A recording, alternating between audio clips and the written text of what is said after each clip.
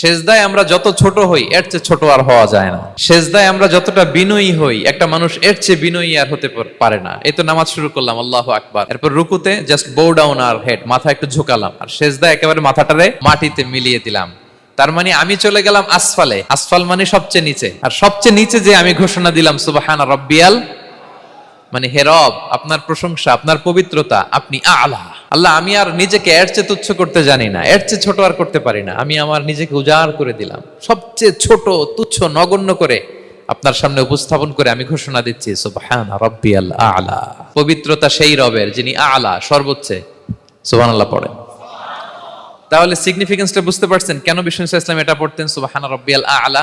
কারণ আমি থাকি সবচেয়ে আসফালে, নিচে, আর তখন আমি ঘোষণা দেই glory be to Allah the most high, the most high, the most high আলা। আল্লাহ, আমি একেবারে নিচে, কিন্তু তুমি হচ্ছে আলা। মজার ব্যাপার হচ্ছে সেজদায় আপনি যত নিচেই থাকেন না কেন, মাথা নাক নিচে করে ফিসফিস করে যাই বলেন না কেন, এটা মুহূর্তে আল্লাহর আরশে চলে যায়। আপনি নিচু হবেন কিন্তু কথা চলে যাবে আল্লাহর আরশে।